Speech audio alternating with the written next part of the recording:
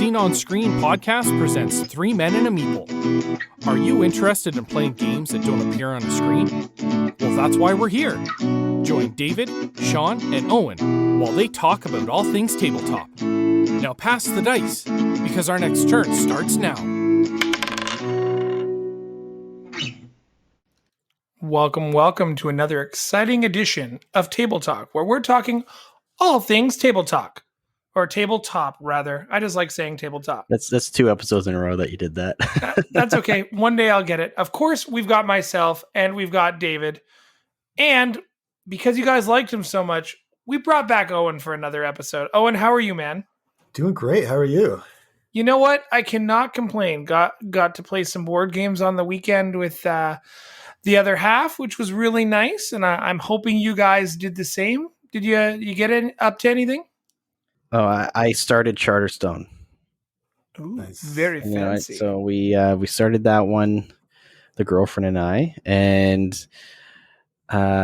it was it's interesting because that's a game where you learn how to play as you play it, and it comes with metal coins.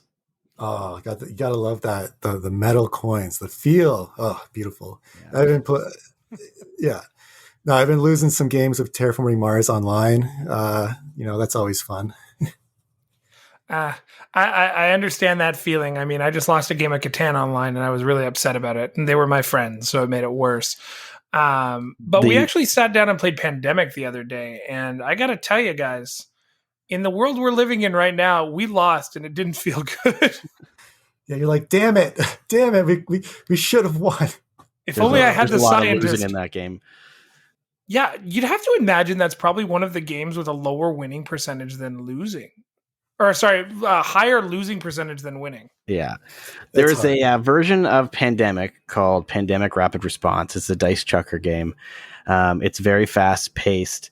I've played that once with my girlfriend, and I mentioned this last episode, she's still kind of getting into tabletop games and board games, and she's not quite strategic enough for that game that we lost within like 5 minutes.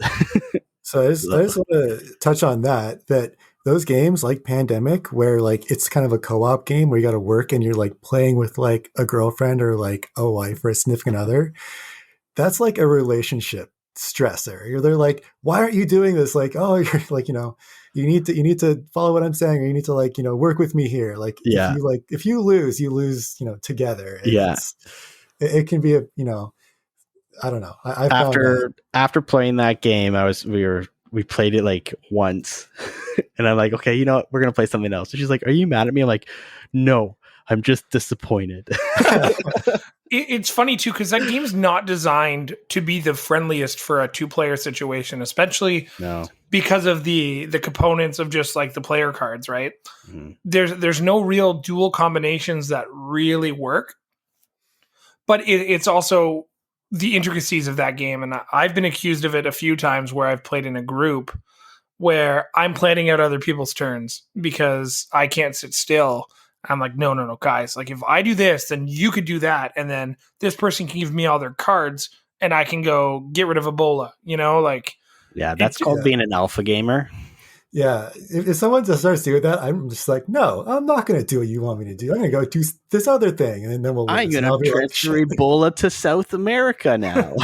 Well, you know what? Alpha means top. Top means winning. Winning means I'm having fun. And that's really important when it comes to games for me. Anyways, so last episode, we talked about the very basics. We talked about beginner games that everybody should play and how to branch out from some of the classics, your Monopolies, your Scrabbles, your Hasbro Milton Bradleys, as we will refer to them kindly. This week, we've got a little bit different food on the plate here, if you will. We have party games versus board games. Explaining the different types of genres, and David's favorite topic ever, reasons we shouldn't play Catan, or I should say, starter games that aren't Catan. But let's start off first just going kind of a round table experience and talk about some of our favorite party games. And I have one that's slightly controversial because it's on a screen, and we told ourselves we're not playing scene-on-screen games. But I love Jackbox as a party game. It's really it's really great to kind of keep people off their phones while on their phones. And I know when you're playing a party game, people are very tempted to play like Cards Against Humanity and check their phone, or Cyanide and Happiness games and check their phone. This, you're forced to use your phone as a component of the game. I think it's a different way of engagement. Well, I think like the Jackbox games, they're an evolution of some of like the classic party games. But I feel like a lot of the stuff kind of falls more into the video game sphere. Sure, it does. It's something that you can play together. Well, you need lots of people to play, but it's a lot more involved. Because everyone needs to have their phone. Not everyone, necessarily has the battery life on their phones to play it. And I think, although it is a party game, it doesn't quite fit into the tabletop party game comparison. Yeah, with Jackbox, you can have a really good time with Jackbox. Some of the games I like more than others. I think I don't know, there's a lot of things where you have to make it prompts you. You got to think of something really quick. Mm-hmm. I am not that person who thinks that quickly, and I always second guess myself. So things like that, where I'm like, oh no, should I put this? And I'm thinking about it. Next thing I'm running out of time, and it's for me, that's not super enjoyable. I feel like the Jackbox games are kind of like an evolution of games like Balderdash and Cranium and those games, where the games themselves, like Cranium has, the clay that you have to build stuff with, and drawing pictures and everything like that. So it's taken that aspect and made it more accessible in a sense, because you can play the Jackbox games with people all around the world. They just go to the website and enter the room code. Whereas party games, for the sake of this topic today, is, I think we're going to try and stick more to games that you play in the same room with people using physical components. The idea of board game stuff, put the phones down. Oh my God! Phones at a board game table? Oh no! Yeah, I like to put mine away for sure. The one thing I wanted to touch on just before we got into the nuts and bolts of party versus board games is when it comes to the Jackboxes, the Cards Against Humanity, and even Balderdash to an extent. Once your table or your group finds something funny, it's very difficult to pull away from that joke. Oh my God, yes. Do you remember early pandemic, which sounds so long ago, but that's over a year ago.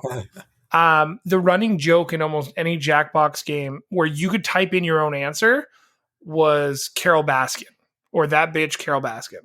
Right. Yeah. Yep. And just the Tiger King stuff. Even usernames would be kind of that. And it's fun for a while, but at least with Cards Against Humanity, unless you've got a write-in card, which you're nobody plays with, the answers are always going to be based off the question that's there. It's just things get old so quickly in groups. And I think that's a problem. That's my biggest problem though with party games. To the extent of games like Cards Against Humanity or similar, like Apples to Apples, games like that, where unless you have multiple expansions to it, or even games like the Cyanide and Happiness ones, or Trial by Trolley, all these games with cards with specific answers to them, eventually you'll play the game so much that you'll see the same answers over and over and over again, and it loses its humor, it loses its appeal. Yeah. That's why I personally dislike playing Cards Against Humanity at parties, because it was a very unique game when it came out, even though it was pretty much a copy of Apples to Apples, right? Just more mature. Right. But because it's been out for so long, I've played it so many times that people play cards and it's like, oh yeah, I know that one. Oh, I know that one. Oh, I know that one. You're going to start seeing some repetition if you play it all the time. If you break it out, say once every few months for a party, it's going to take you a while to get through them all. And also there's other companies that are making cards for Cards Against Humanity. There's a company who makes it's called Crabs Adjust Humidity. Mm-hmm. And they make their own cards. So there's people constantly making new cards to try to keep it alive.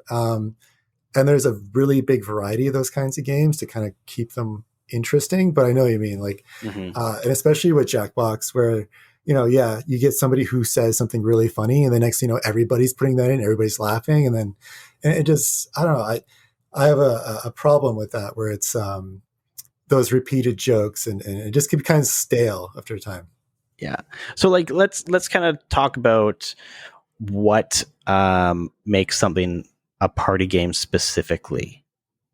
What are the requirements for something to be considered a party game, more so than a game that you would sit down and play with your friends on a Saturday afternoon? Chips and dip. Chips and dip, yeah, you gotta have tons of it. I think player count, that's one thing for me when I'm like, okay, how many people are coming over? If it's at 4 people, well, I'm not going to play a party game, because there's some out there that are like 4 to 10, but that's like at the low end of the range, right? You're not going to get that full experience with just the 4. If you are having a bigger group, like 8, 10 people, you're going to want to break out something a little bigger in scale, like a Ultimate Werewolf, or like Salem, or something like that. Mm-hmm. And I think kind of like with Cards Against Humanity as a main example, it's something that's very easy to learn and to teach. Oh yeah. Cards Against Humanity has like 3 rules, right? Things like Ultimate Werewolf, Salem, even games like Secret Hitler, like the hidden, what is it? The hidden character, the hidden figure games, where one person plays someone and everyone else is trying to deduce who's the bad guy, or whatever it may be, the werewolf, Hitler, whoever. Werewolf Hitler. Werewolf Hitler. That could be a good topic, or a good game. The number of people, the environment, and the rules all come to play. But it's so like, and I think we're going to keep coming back to Betrayal in a lot of our episodes, because Betrayal at House on the Hill, you need a minimum of 3 people to play that game. But it also plays very like it, but it still has a maximum number of, what I think, is it 5? 6. Yeah. So does that make that a party game or more of a board game, because it still has that high number player count, right? So it depends on the situation, for sure, right? If we were having a house party, and there's 12 of us there, we're not gonna crack out Betrayal or Risk or something like that and play that as a party game, right? Because the environment doesn't really play into that. Funny enough, I actually did break out Betrayal at a house party, and it was weird. I think you guys are missing one key factor here. What makes the decision to go party game over board game is very simple: the ability to play this game while inebriated.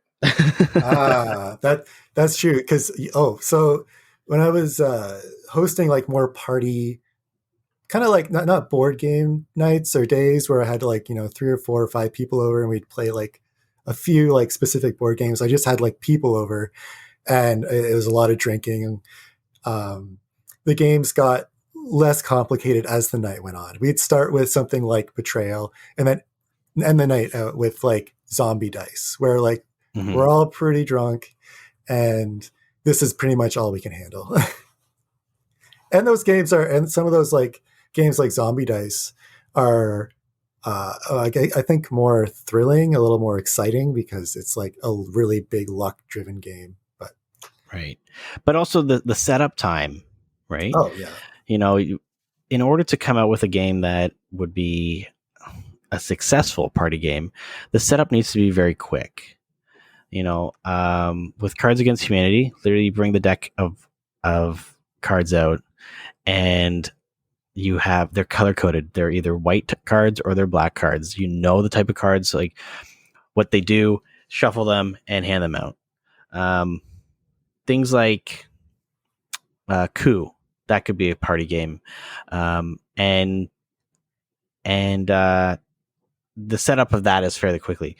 Now, one game that I played at a party that I thought was hilarious, and it's called Monikers, I think it is. Monikers, yeah. And that this was a different type of party game that I was not used to. The premise is you have two teams of a set number of people, whatever it may be, depends on how many people you're playing with. And you have cards, and the cards have like a sentence or words or something on it. And there's 3 rounds. So each round, one person on the team has to. It's been a while since I played. So the first time they have to describe the card without saying the words or something like that.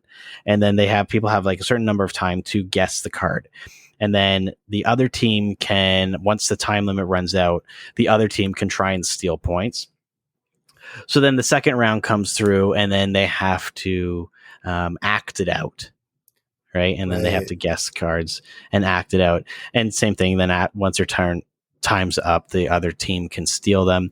And then the third round, they have to say one word to describe what's on the card. So as it goes, you kind of have to memorize the cards that your team has. But then you also have to memorize the cards that the other team has. And when we played it, it was it was more complicated than Cards Against Humanity.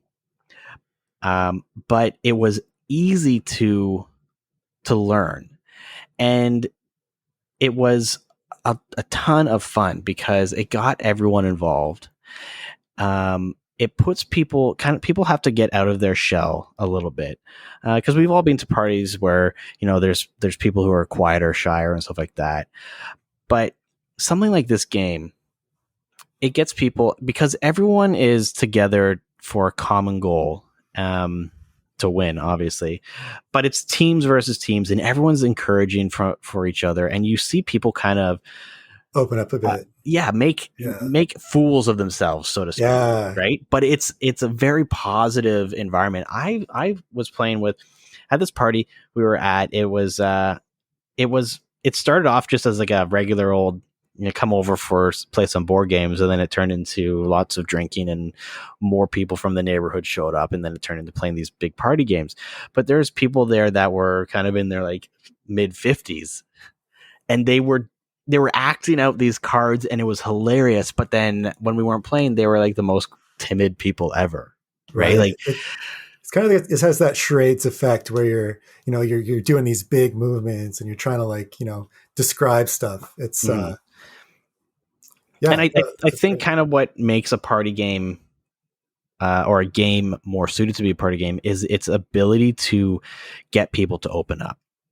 Right. Or like even games like social deduction games where you're like, you're like accusing and you're saying like, oh, I think you're this. And then they're accusing you. You're like, oh, I'm not. Like, what? Me? I'm the bad guy? No, not me. It's this person, right? It's like you're like acting a bit and you're having fun with it. Like that's super important when it comes to like breaking out a party game and getting everybody involved. Nothing, and I mean nothing is better than convincing somebody you're not the bad guy. Oh, it's so great. Getting it all the way around the board and then winning the game. Yeah. I'm so bad at that. I'm so bad at being like the traitor. Yeah, you are. David knows. He knows. I got this like as soon as I see that I'm like the traitor, or like I like got this big smile on. You have to look at the corner of his lips there, and it's ever so subtle, but he gets a little smirk on his face. So how do you fare with a game like Sheriff of Nottingham then, where it's 100% based on your ability to lie? I actually haven't played Sheriff of Nottingham, to be honest. You're missing out. I think you might do well with Sheriff of Nottingham because it's not so much of a traitor game, so to speak. Sheriff of Nottingham, essentially the story behind that is you are trying to smuggle goods into Nottingham, right? And you have to bribe the sheriff. So one person plays a sheriff, and you have to bribe him, saying like, "Oh, I only have 3 chickens and 2 apples." But meanwhile, you're smuggling in weapons or something. Okay, and then he has to like call you out on it? Determine whether or not you're lying or not. And now you can bribe them as well. It's like, yeah, I only have 3 chickens and 2 apples, but you know what? Because I like you so much, you've been really good to me. Here's 5 gold coins, right? To try and bribe them. So I think maybe you might be okay at that game because it's more of a can I convince someone that I have something that I don't have? Or you can play it safe a few rounds, right? And say, you know what? Yeah, I have 3 chickens and 2 apples, and have 3 chickens, 2 apples, and then they call you out on it, and you have 3 chickens, 2 apples, and then you get through, right? Like, Or play you can that a few bribe. times. You can bribe them, all the stuff. Sheriff of Nottingham is, I think, a great example of a game that is kind of like that transition spot between a party game and a board game. Right. And yeah, like I also, well, the game I was talking about where I was the trader and David kept calling, like, you like pretty much picked me out immediately, was Dark Moon. And that's up to 8 players. So it's 3 to 8. It's terrible at 3, plays better at the full amount, like 6 to 8. Mm-hmm. And yeah, same thing where one person or like up to 3 people are infected and everybody else is trying to fix this spaceship while the infected people are kind of screwing it up and throwing a wrench in the works, and they can like quarantine them. And again, yeah, like, but to me, like, it's a big game. There's a big rule book, lots of components, but I will try to break that out every time I have like up over 6 people. I'll be like, hey, do you want to play this? Like, it's a great game. And again, like, it's a bit much. That game, yeah, there is a little bit of a learning curve, but I feel like that's a good game to play early on, right, in a day of potential drinking or whatnot, because it promotes a lot of communication. You generate alliances with people. You come up with theories of who's trying to sabotage, and because in that game the odds are always seem to be against you.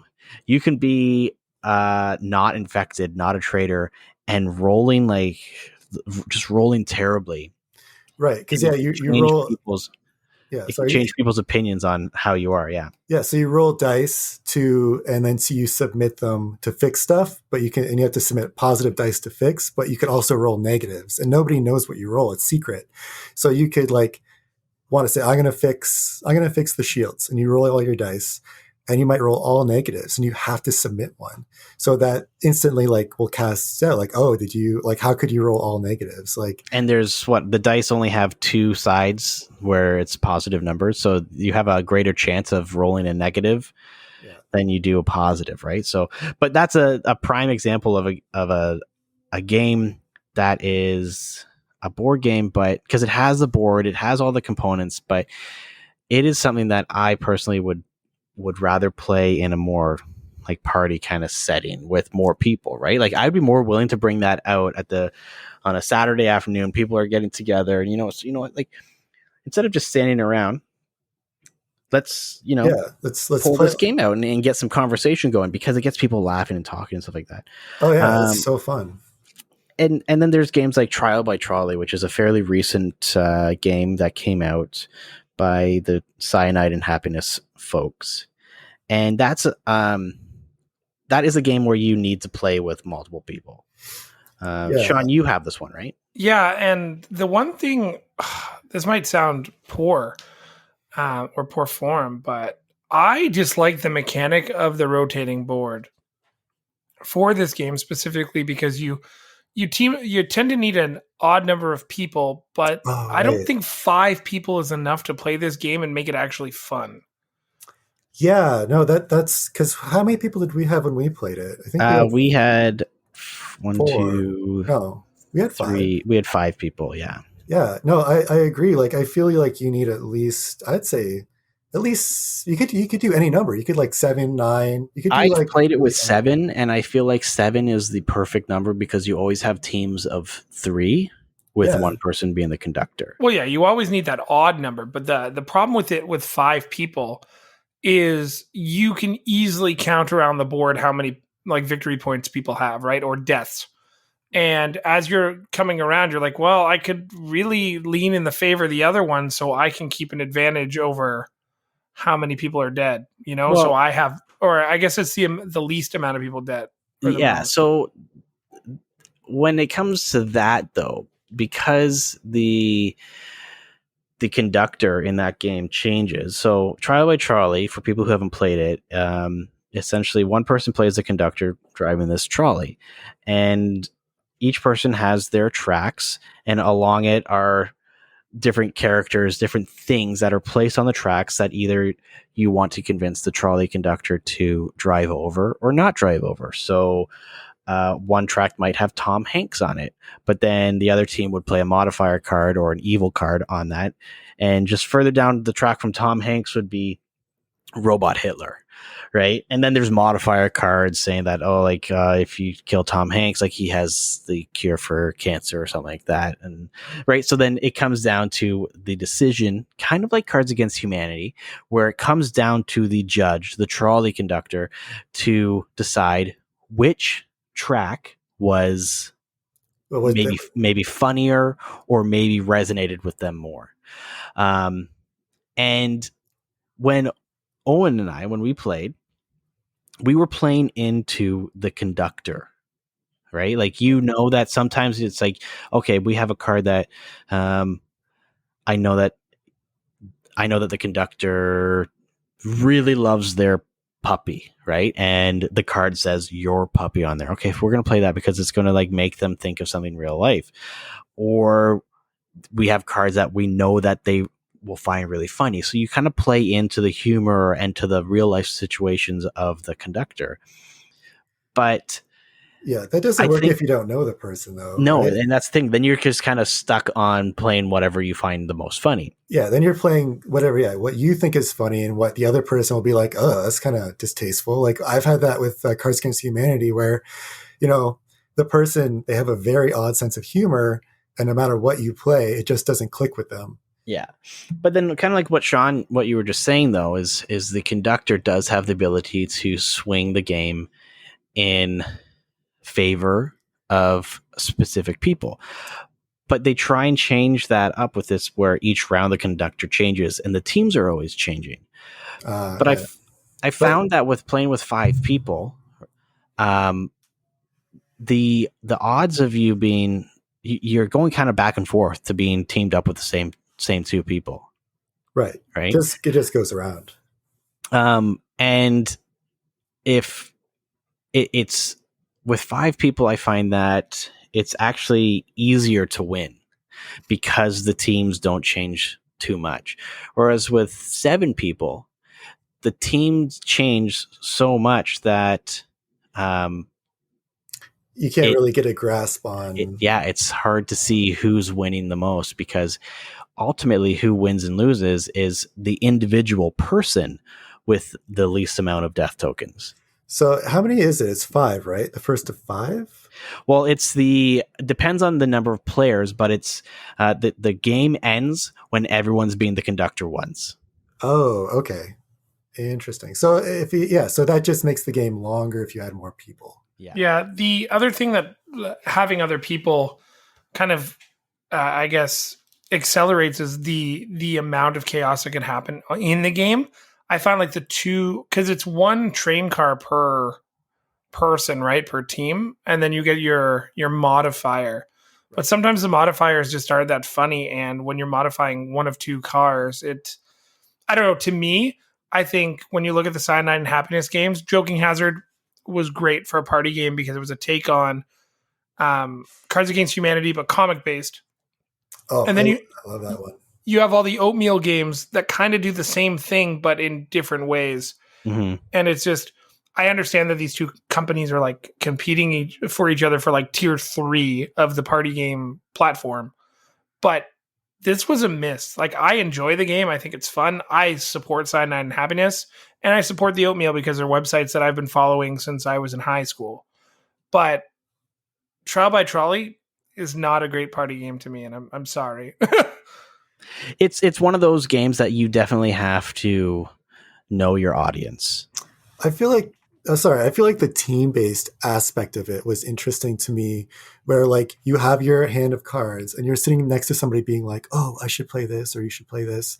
And depending on who you're teamed with, they might steamroll you and be like, no, we're not playing the cards you want to. We're playing the cards I have because I think they're funnier, right? Again, like that's situational depending on the people you're with.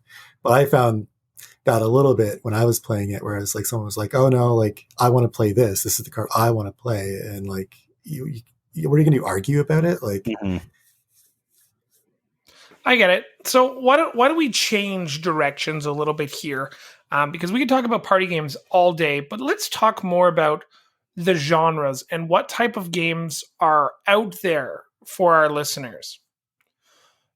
Yeah, so everyone knows like the classic Hasbro games, Milton Bradley, Monopoly, Risk, Clue, Sorry. Like there's the word games, there's the roll your dice, press and move your character games, press your luck, mystery games. But there's a huge universe of different game genres that can appeal to.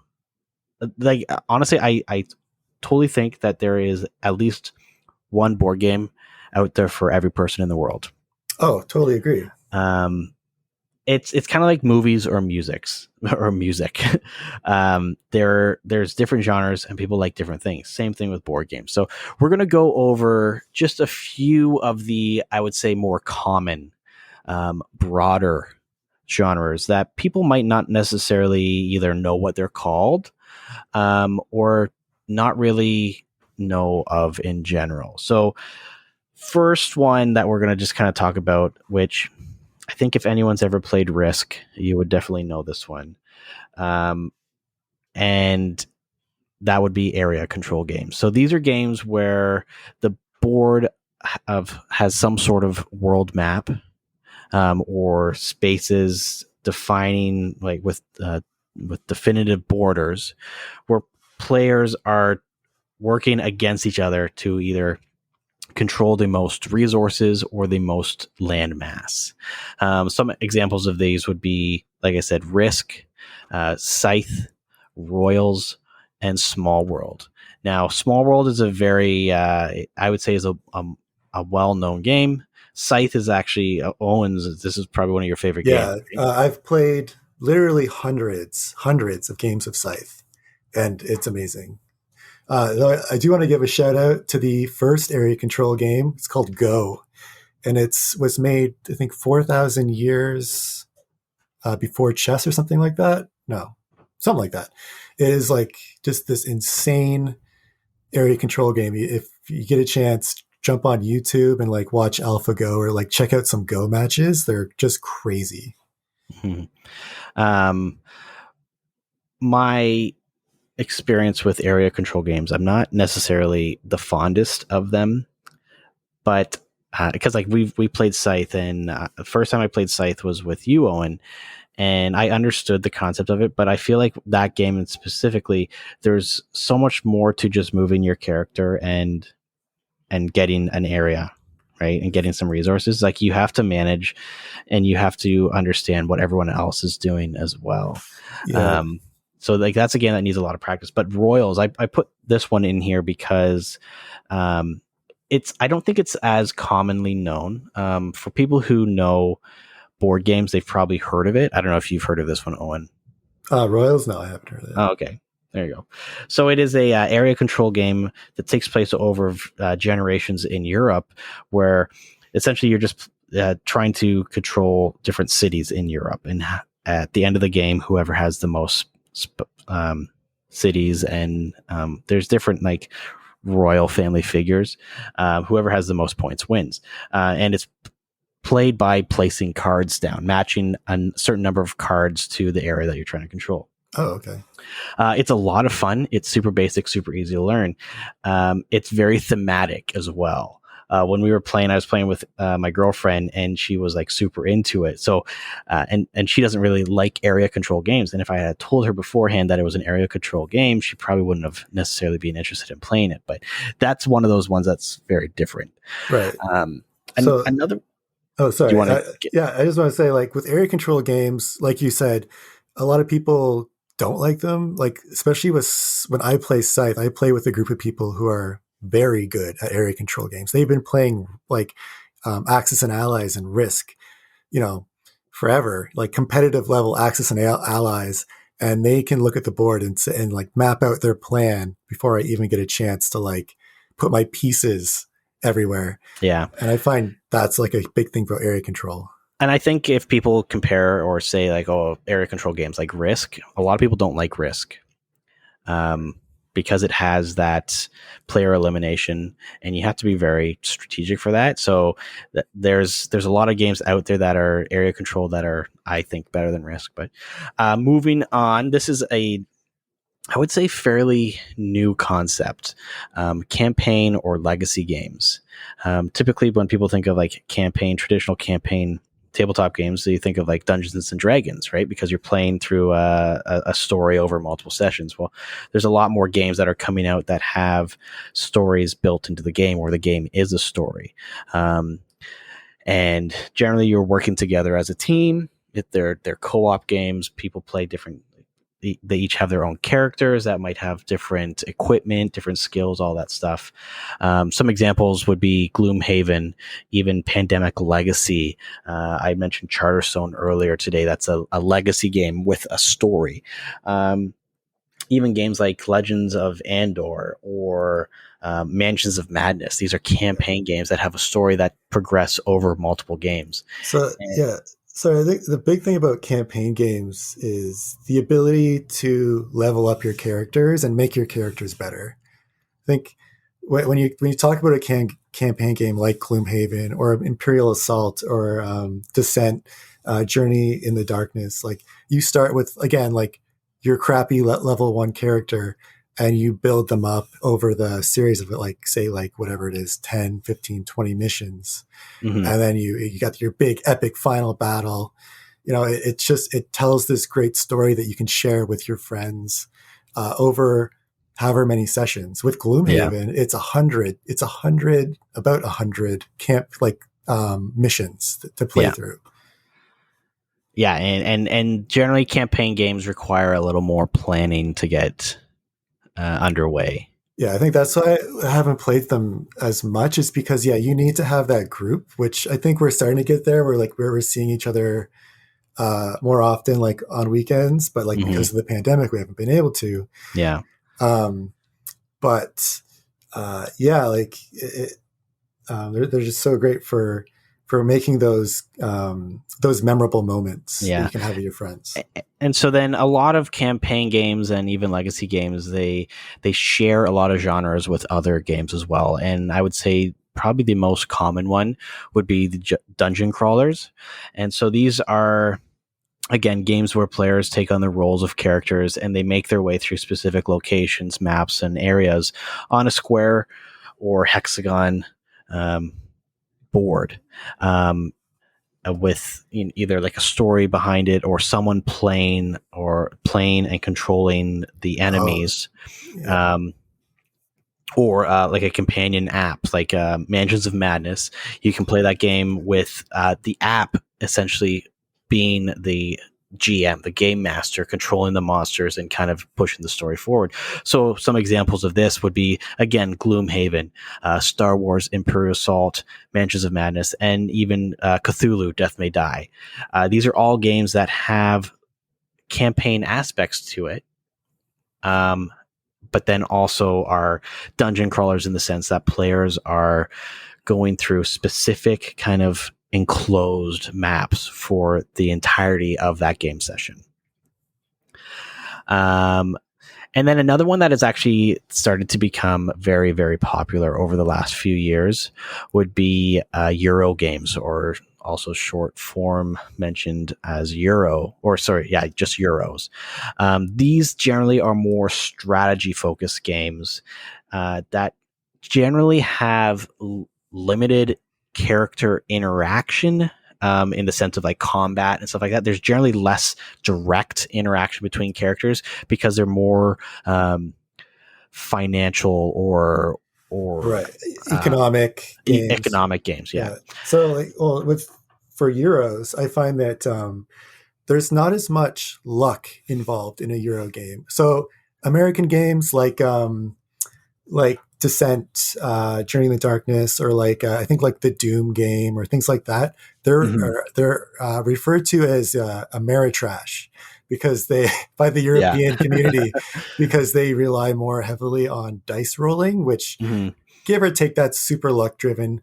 Whereas you have a game like Scythe, that is all the information is on the table. The only thing that might be a bit random is like the combat cards, which is in a deck, and that's Yeah. and the encounter cards, which is in a deck, but everything else right in front of you. Yeah. So some examples of Euro games would be like Brass Birmingham or even Brass Lancashire, Terraforming Mars, Ticket to Ride. I think is Terraforming Mars and Ticket to Ride are probably more well known because you can buy them in most bookstores as well. Like those are games that you don't necessarily have to go to a specialty board game or tabletop store to see. And again, like Owen said, they're less luck based, and I know that a lot of people dislike the dice rolling mechanics of some games. There was a game that was recently released based off of Stardew Valley. Oh yeah, And yeah. It looks great. It looks phenomenal. But the biggest downfall on that game is that it is like 99% luck based. So it's a very difficult game to win because of how much luck is involved. So then another kind of genre that is gaining popularity or has gained popularity, and a lot of these things will mix in between each other. So you'll get a lot of Euro games mix in with this one, which is worker placement games. So these are games where, again, you have your board and you're either building some sort of engine to generate income, generally by placing in like a set number of workers that you have onto the board to claim locations. The big thing about these games is that player interaction is caused or created because if generally if I were to place my worker somewhere, someone else can't go there.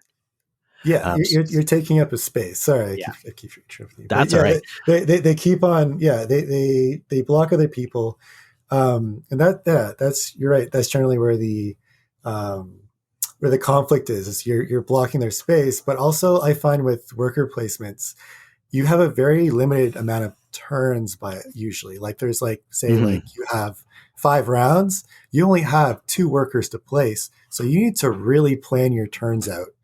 And I think that's where a lot of the strategy is. You have to look and be like, okay, if I put my worker here and I get these resources, I can then buy this card and play this card to like do this. And you really have to like have a big overarching plan. And some examples of worker placement games are like Everdell, where you're building your own little town, but you're setting workers out to collect resources. Charterstone is one. Charterstone is a legacy game as well. So you're building the board as you play, but at the same time, you have your workers that you place onto different locations on the board to get resources and build stuff. And then one of my all-time favorite games, Lords of Waterdeep. It's a game based in the Dungeons and Dragons universe that takes place in the city of Waterdeep, and essentially you're just trying to get the most victory points by sending your agents, they're called, to different locations to get resources and to complete quests and stuff like that. Yeah, that's a great one. That's like one of my favorites too for worker placements. Yeah. And then we also have one. There's abstract games, and I think Owen has a better explanation for abstract games than I. Yeah, so abstract games are mostly like puzzle games. They're more so like the Azul and Kumali or Six or any of those games that require like some puzzle like problem solving. Or like just kind of games that kind of fall out of that regular category of like worker placement. Some great games are like Onitama, again, like Kumali. Like I every time I play Kumali, it's this awesome like really basic game where you just place marbles on a board, and you can only place a marble vertically or horizontally against the last marble, and it's an area control game also, so you're trying to like take a bigger area. It's so great. My wife actually took it to a conference because it was like a 24-hour coding thing at a college, and she's like, oh, I'm going to be so bored, I'm just going to take this game and I'll play with the people I'm hanging out with there. And she ended up playing with all these students, and they were all like blown away by it because it's just like this awesome puzzle game. Yeah. So like I guess abstract games would be more puzzle games or games that don't necessarily have a story per se that you No, have to follow along, where you're not controlling necessarily characters, but you're more controlling um I don't know, movement or a game board of some sort. yeah, it kind of like it falls out of that general category. I always have a great time with them. Um, yeah, I don't really know what else to say about the abstracts. Yeah. That they're abstract. And guys, I've been listening this whole time, but you've really nailed down the genres to the point where I was taking notes, and that was a lot of information for me to take in. But I'm glad we did. I want to just change the direction a little bit more here and get into those games we promised our listeners. Now, we've opened up our eyes to a bunch of the different genres, as I said. What are some advanced starter games to try? So I've got a list here in front of me, and it's been curated by the two of you. So what I would like to do is go back and forth for the next little bit, and you guys can give me your best elevator pitch for why you should play this game. Each pitch could be about 30 seconds in length, maybe 45 if you're really risky. I don't even know if that's possible. I was going to make David go first because he was being smart, but I can't see him saying anything nice about the first game on the list. No, I can't. So, Owen, I will give you the honors as to a quick elevator pitch as to why we should be playing Catan. So just quick before we get into this, these just for our listeners, these games are just something that we would recommend you to introduce to your gaming friends or even your family after they've kind of gotten a taste of different types of board games. You know, you've shown them, they've played Cards Against Humanity. You've played Machikoro with them. So they have an idea on different games that are out there, and they want to sit down with you and play something a little more in depth. So these games are ones that we've just kind of think that would require a little bit more teaching, but you can take a lot more out of them. Okay, that sounds good. I like that. That's a very good way to phrase the exercise we are about to do. But Owen, again, we'll give you the floor because I can't say to David, "Sell me Catan." I hate Catan. I hate it. Okay. So the floor is yours. Okay. Hi. Have you ever wanted to trade wood for sheep? Then Catan. It's this game for like it's this awesome game where you get to barter and negotiate and try to weasel your way to get the longest road, the biggest civilization. There's so much interaction where you're just you're either being gracious and being like, okay, here, I'll trade this with you, or you're kind of being conniving and you're like saying, all right, I'm not going to give this to you unless you give me all of this, right? It's just this awesome experience where you get to I don't really interact. It's hard. It's hard to talk about Catan nicely. Yeah, I hate Catan. It is one of those. It is a starter game. Everyone, I think, starts with Catan. It is one of the most popular games ever. It's been around for like what 20 plus years. Yeah, something like that. There's world championships. Yeah. There's a big history behind Catan, and the story behind it is actually pretty interesting, but I still hate it. It's got player elimination, which is what I don't like. There's a lot of king making in it, where like one person can really pull ahead, and it's so luck driven that I hate the dice rolling in Catan so much because like you could like start out with a good slice, like a good chunk, and it just all depends on the dice roll. It's completely dice driven. I don't think we sold that game on anyone listening, but no, I'm sorry. Like it is a good game. It's just there's some things that really irk me about it. But like there's some that game has over a lot of ones is that it's fairly easy to learn, and teach. So it's easy to learn, easy to teach. There is a lot of person interaction where you are saying, oh hey, look, I need a clay.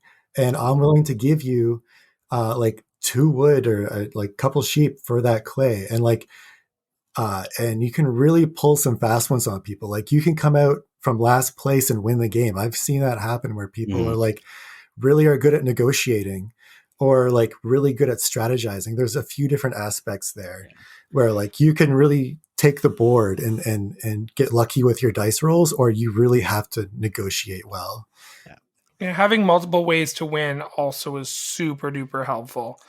Moving on to our next elevator pitch, we'll actually we're gonna I'm gonna try and buzz down David right at 45. But Okay. Pandemic.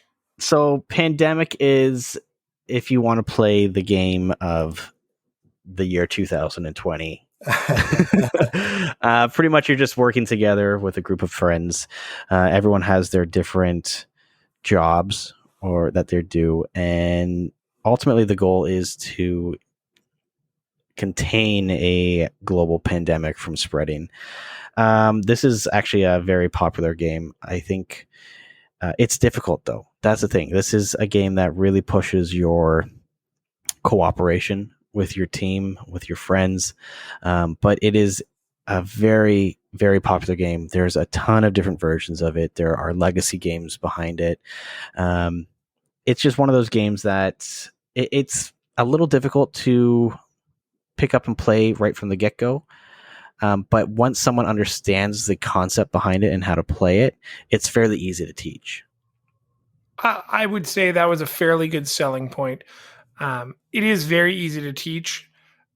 It does have some anxieties for the year 2020, though. Like we play it ironically, which is super fun. Well, it's funny because a group of my friends, we started Pandemic Legacy Season 2 right around March of 2020, like beginning of March, like right as things started shutting down. And we got about 3/4 of the way through before we had to stay in our home. So we haven't yet finished it, but it's funny because that game so far is taking the same amount of time as this actual global pandemic to complete. So that's funny and also terrifying at the same time. Yeah. Maybe I had something to do with it. Who knows? All right, Owen, you're up. Everdell.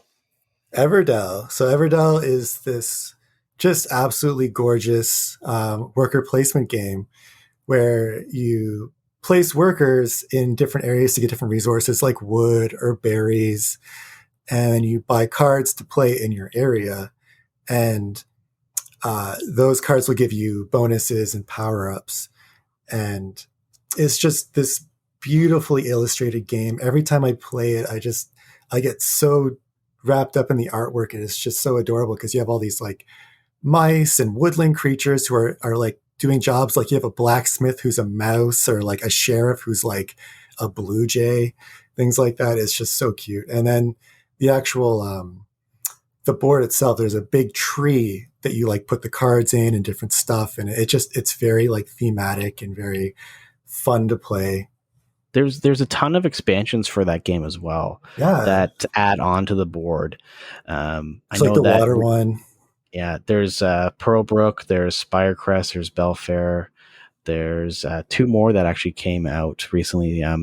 Starling Games just did a Kickstarter for 2 more expansions. I currently have all of the ones that are out in print right now. They just add more to the board. And then also you can get a wooden tree. Oh, because nice. the tree that comes with it is obviously cardboard, but after playing a while, it like falls apart. Yeah. It falls apart. So I actually found it for fairly cheap. It was like $20. So I have the wooden tree. Yeah, from my copy of Everdell. Funny story with the Everdell. First time I played it, me and my wife were sitting down to play it. We had it all set up, ready to play it, and I dumped by accident a huge glass of water over the whole thing.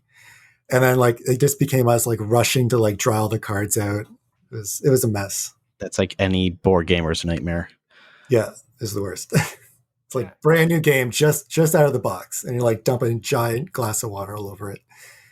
I really enjoyed Everdell when I got to play it with David, although we only played it digitally at the time. The one thing I found myself doing, and I think it was by season 2 or season 3, I was like trying to figure out the maximum amount of moves I could make within a turn, or if I would get more turns than other people if I like played things strategically.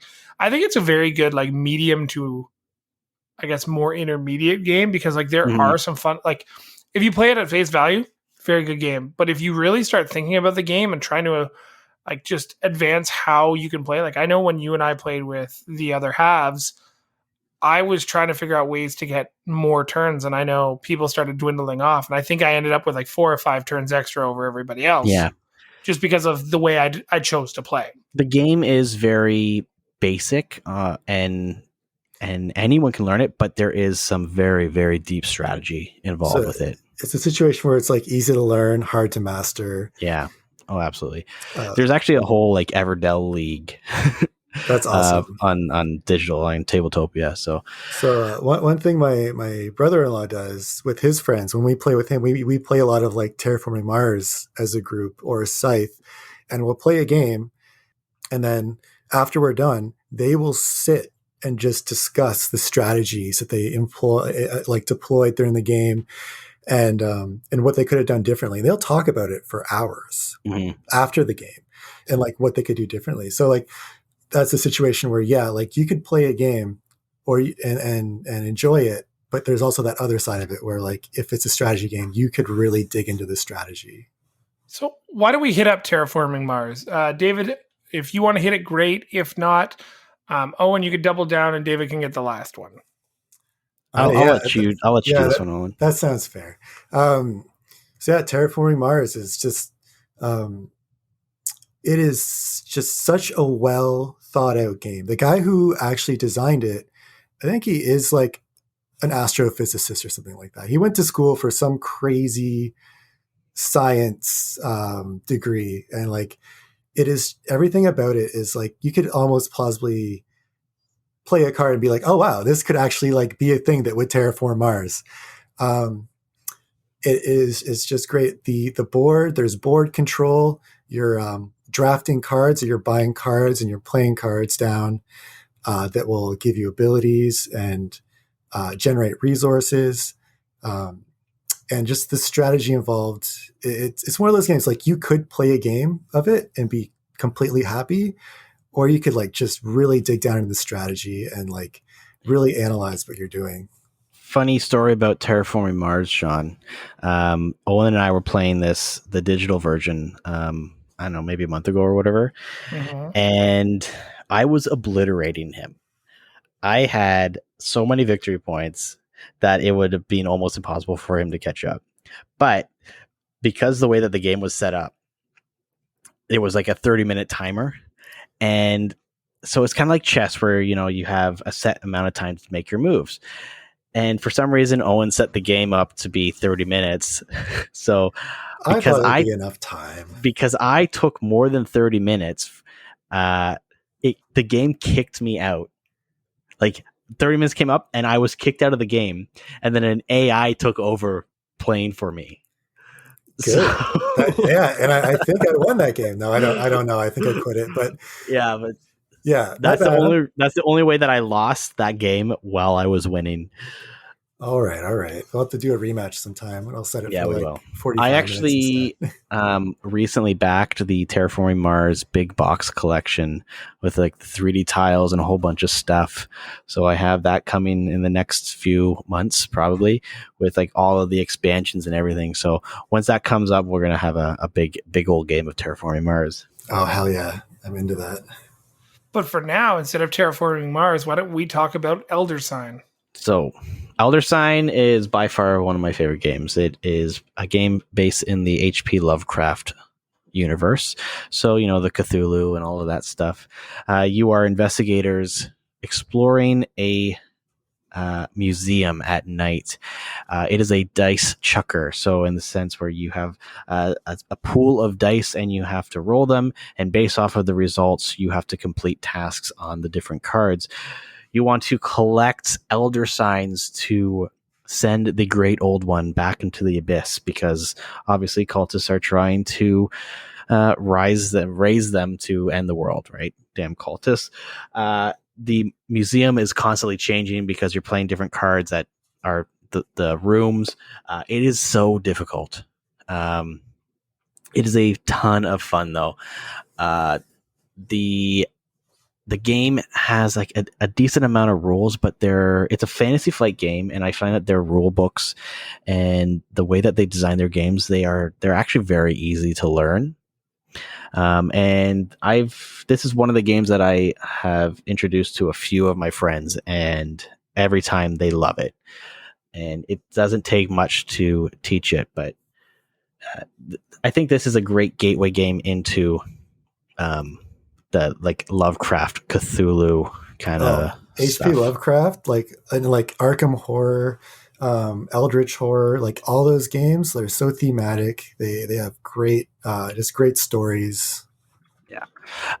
So then, just to kind of speed things along before the end of this episode, once you guys have kind of tried some of these games, there are some other games that are more intermediate, but have much more strategy and some co-op aspects to it, and add some competitiveness to them as well. So two of those games, we have two that are very highly recommended. One being Mansions of Madness. So if you like Elder Sign, if you like the Lovecraft stuff, Mansions of Madness is a great dungeon crawler kind of story-based game in the Lovecraft universe again, where you are investigators going through this mansion that is ever changing. The one cool thing about this game is that you do need a tablet or a phone or a computer, because there's a Mansions of Madness companion app that you play with, and it drives the narrative for you. So you can sit together with a group of friends and play this game, and no one has to control the game because the game controls it for you. You're playing against the game. So if you go into a room, there's a monster there. The game tells you kind of like what you're doing. Your role for combat, and depending on what you do, you select it on the app, and then something happens. Owen, you and I played with one of your friends. Oh, that was so fun. It was we played like the longest scenario in the base game. Now, this is the one disadvantage of this game, is that there's 4 scenarios in the game, and once you play them, you kind of know how they go. There are expansions, but there's also a huge community behind this game.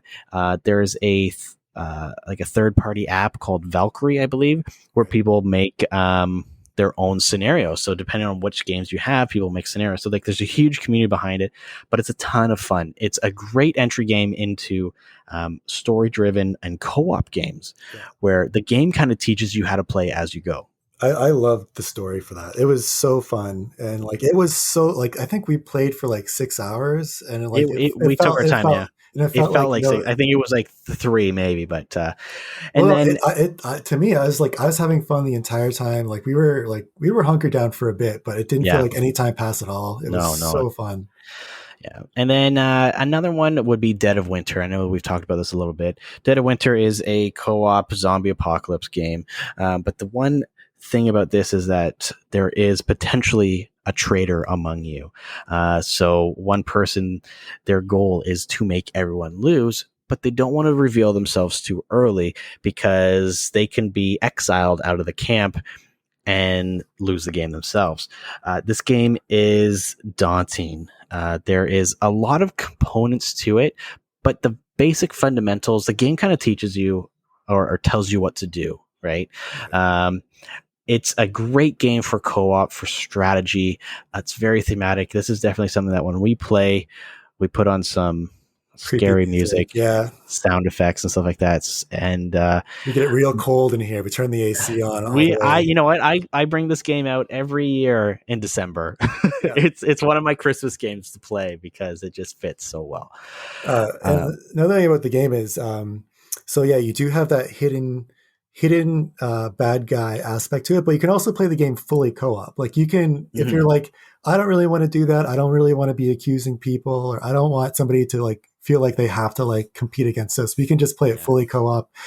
And also another interesting thing is at the beginning of the game, everybody gets their own kind of situation card where they don't win the game. Like you could finish the game and complete it by doing the main scenario, but you don't win unless you complete your own personal objective, which it could be like hoard gasoline. So you have to, at the end of the game, you have to have a certain amount of gasoline cards in your hand, or like a certain amount of books or something like that. Yeah. To win the game. Or some of them might require a specific weapon. Like you need to have a shotgun, or there needs to be less than 6 unknown survivors in the camp. So like when it comes to votes and whether or not we want to get more people in the camp, you kind of have to vote against these things, which then makes it seem like you're a traitor, but you're not. You're just trying to win the game for yourself.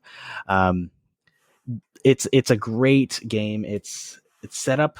It's probably one of the one games that we've talked about that setup requires a little more work. It's a little bigger game. It's a ton of fun though. I've played it probably about a dozen times. I've won maybe twice. It's but hard. I will hard play it. I will play it over and over again. So yeah, like those are some of our games that we have selected for if your friends want to try something a little more advanced. Yeah, those are great recommendations. And there's a ton of great games out there just to like jump on Board Game Geek and like kind of see what's out there. Yeah, the list you guys took us through today is something that I'm very excited to kind of dig my teeth into and play a few games. I know you guys and I are already planning a terraforming night, so I'm really excited about that opportunity. I'm sorry I was a little bit quieter today, guys. Got a little bit of a raspy voice. I've been yelling a lot lately, just trying to communicate with some people and some over some construction. So I apologize, but I think you two handled it incredibly well. Now, with that being said, join us on our next episode where we're going to be talking a little bit more about the rules of the game and how house rules and regular rules kind of affect everything. But from here on out, my name's Sean, we have David, and we have Owen, and we're so glad you're here. Please check us out wherever you can. Spotify, Instagram, iTunes, random podcatchers, you name it, we're there. Thanks for listening, and enjoy your next game.